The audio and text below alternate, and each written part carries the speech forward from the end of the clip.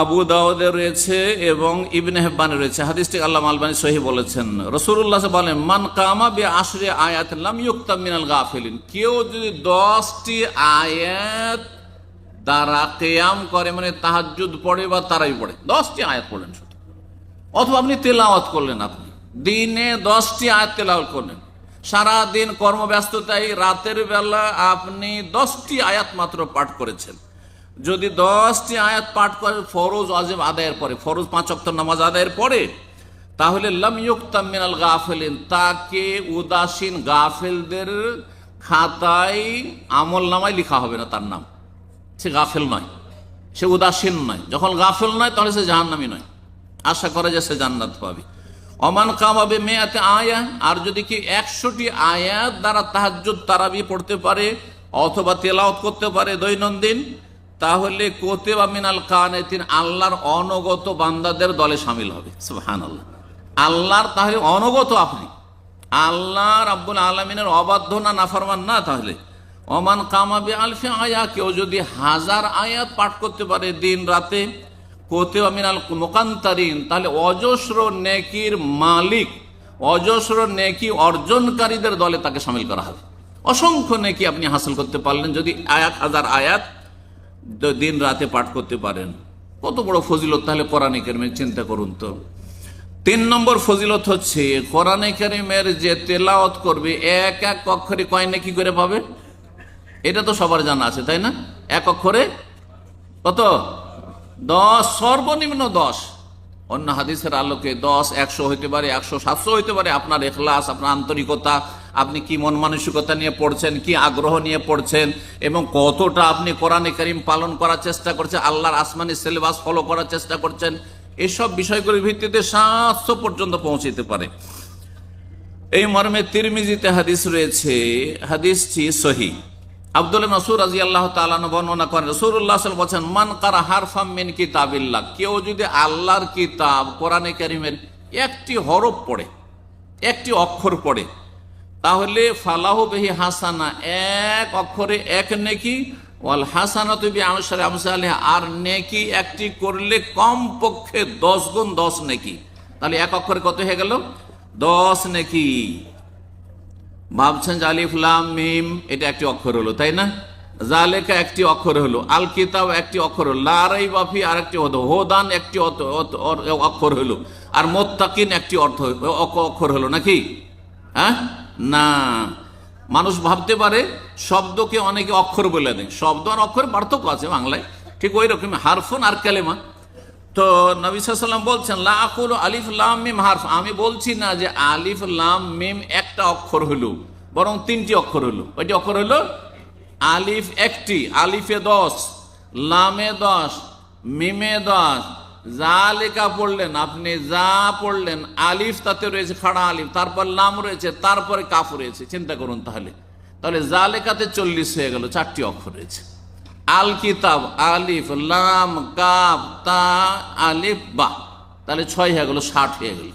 জালিকাল কিতাব পর্যন্ত কত হয়ে গেল চিন্তা করুন তো দেখি। হ্যাঁ, আলিফ লাম মিমে 30 হয়ে গেল, জালিকাতে 40 হয়ে গেল, আর আল কিতাবে হয়ে গেল 60। সুবহানাল্লাহ, কত নেকি তাহলে চিন্তা করুন তো দেখি।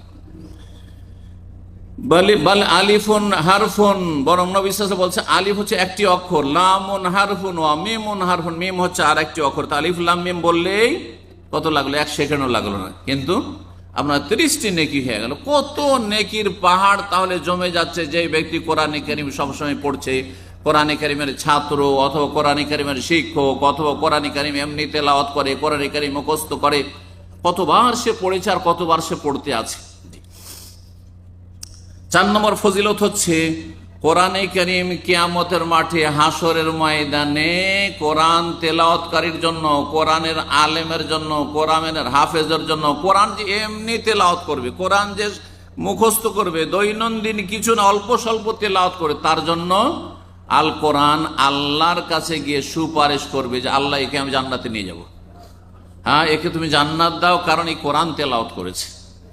এই মর্মে রাসূলুল্লাহ সাল্লাল্লাহু আলাইহি ওয়াসাল্লামের হাদিস রয়েছে, ইকরাউল কোরআন, তোমরা কোরআন তেলাওয়াত করো, ফাইন্নাহু ইয়াতি ইয়াউমাল কিয়ামাতি শাফিআন লিআসহাবি, কারণ কোরআনে কারীম কিয়ামতের দিনে কোরআনওয়ালার জন্য, কোরআনওয়ালা মানে কোরআনওয়ালা ব্যাপক অর্থ, কোরআনওয়ালা যে ব্যক্তি কোরআন তেলাওয়াত করে, যে ব্যক্তি কোরআনের ছাত্র, কোরআনের শিক্ষক, কোরআনের আলেম, কোরআনের হাফেজ, কোরআনের কারি, অথবা কোরআন দৈনন্দিন, কোরআন হাফেজ কারি কিছুই নেই, সাধারণ মানুষ আপনাদের মতো, কিন্তু কোরআনে কারিমে দৈনন্দিন কিছু না কিছু আয়াত তেলাওয়াত করে, অর্থ বোঝার চেষ্টা করে, আমল করার চেষ্টা করে, যা কিছু পড়ে আমল করার চেষ্টা করে, ফাইন্নাহু ইয়াতি ইয়াউমাল কিয়ামাতি শাফিআন লিয়াশফি, কিয়ামতের দিনে কোরআনে কারীম কোরআনওয়ালার জন্য সুপারিশ করবে রব্বুল আলামিনের কাছে।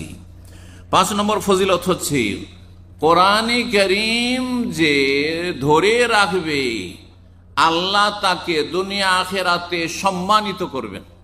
হ্যাঁ, তার সম্মানকে, মর্যাদাকে আল্লাহ উন্নীত করবেন, অনেক উঁচা করবেন। বহু মানুষকে যদি তার কাছে কোরআন না থাকতো তো কেউ তাকে চিনত না, কেউ তার নাম পর্যন্ত নিত না, আর নাম নিলেও ঘৃণার সাথে নাম নিত। আমরা তো ফেরাউন নাম নিচ্ছি, তাই না? কারণের নাম নিচ্ছি, আবু জাহাল, আবু লাহাবে, কিন্তু মহব্বতের সাথে না ঘৃণার সাথে, চরম ঘৃণার সাথে, তাই না? লানত অভিশাপের সাথে, আল্লাহর গজব নাজিল হোক, জাহান্নামে যাক, তাই না? কিন্তু আবু বকরের নাম, ওমরের নাম, ওসমানের নাম, আলীর নাম, হ্যাঁ, আবু হুরায়রার নাম, উবাই বিন কাবের নাম, হ্যাঁ, আব্দুল্লাহ বিন আব্বাসের নাম, এইভাবে সাহাবীর নাম নিচ্ছেন আপনি। ইমাম আবু হানিফাকে চিনতেন নাকি আপনি? যদি তিনি কোরআনের আলেম ইমাম না হইতেন তো চিনতেন? কি চিনতেন? ওনার বাড়ি ইরাক ছিল, তার মাতৃভাষা ফার্সি ছিল, আপনার সাথে আমার সাথে সম্পর্ক শুধু ইমানি সম্পর্ক, তিনি মুসলিম আপনি মুসলিম, ব্যাস, আর কোনো সম্পর্ক ছিল? হ্যাঁ, কিভাবে চিনছে? ইমাম শাফিকে কিভাবে চিনছে? ইমাম মালিককে কিভাবে চিনছে? ইমাম আহমদ বিন হাম্বলকে? এরা গরিব পরিবারের অধিকাংশই ছিল, আর অনেকে তো দাস ছিল। হ্যাঁ, তার বাবা দাস ছিল, চিন্তা করুন আপনি। হ্যাঁ, দাসই ছিল তাদের বাবা মা, অনেকে বড় বড় ইমাম হয়েছে, বড় বড় আলেম হয়েছে। কোথায় এই সময় ইমামদের বাড়ি? চিন্তা করুন তো দেখি। তাদের নাম জানছেন আপনি? ইমাম বুখারীর নাম জানছেন, মুসলিমের নাম জানছেন, কিসে জানছেন আপনি? হ্যাঁ, এইভাবে যে কোনো ব্যক্তি, একটা রিক্সা চালকের ছেলে, একটা একবারে গরিব দিন মজুর করা লোকের ছেলে, সে ভালো আলেম হয়ে, হাফেজ হয়ে, আর দিনের খাদেম হয়ে মানুষের কাছে সুপরিচিত হয়েছে। কত মানুষ তার মাধ্যমে জান্নাতের রাস্তা ধরে জাহান্নামের রাস্তা থেকে মুক্তি লাভ করেছে, চিন্তা করুন তো দেখি। এইভাবে দুনিয়ার সম্মান, এর চাইতে বড় সম্মান আখিরাতে রয়েছে।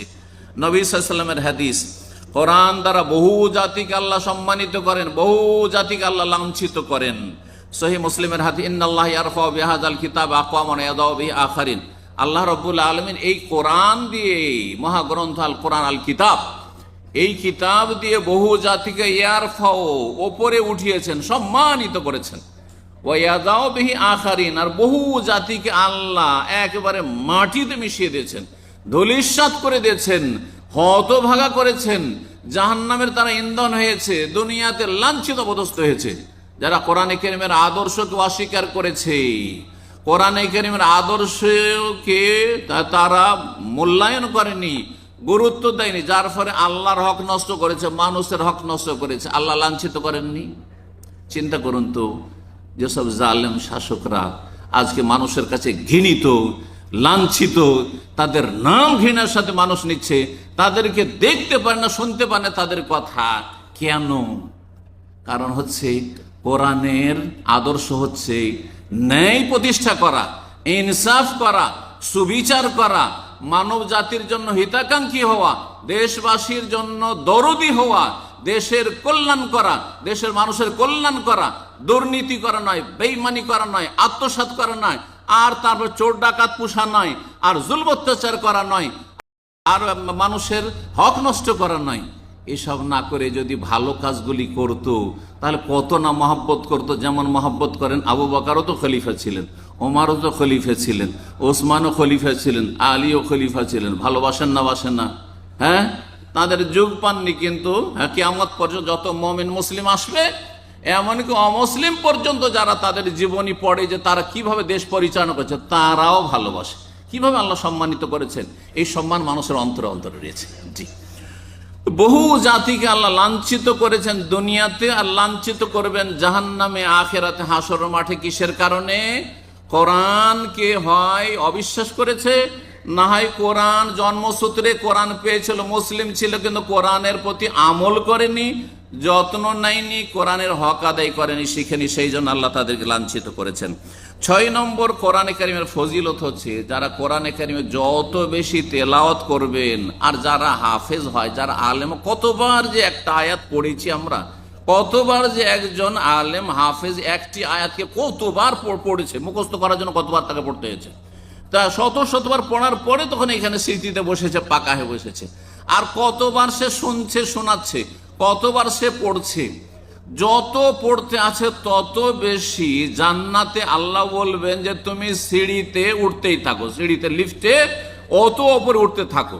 যতটা দুনিয়াতে কোরআন পাঠ করেছো, একদিক থেকে পড়তে পড়তে, তেলাওয়াত করতে করতে করতে, ওপরে উঠতে উঠতে, একেবারে সর্বশেষ আয়াত পড়ে দুনিয়া থেকে যে তুমি বিদায় নিয়েছো, তোমার মৃত্যু হয়েছে তার আগ পর্যন্ত যতবার পড়েছো, যতটা পড়েছো, পড়তে পড়তে ফাইন্না মানজিলাতাকা ইনদা আখিরি আয়াতিন তাকরাউহা ইউকালু লিসাহিবিল কোরআন। রাসূলুল্লাহ বলছেন, কোরআন ওয়ালাকে, যে কোরআন তেলাওয়াত করেছে, কোরআন খতম করেছে, কোরআন মুখস্থ করেছে, কোরআনের হাফেজ, আলেম, কারি হয়েছে, কোরআনকে কোরআনী জীবন গড়েছেন, তাদেরকে বলা হবে, কি বলা হবে?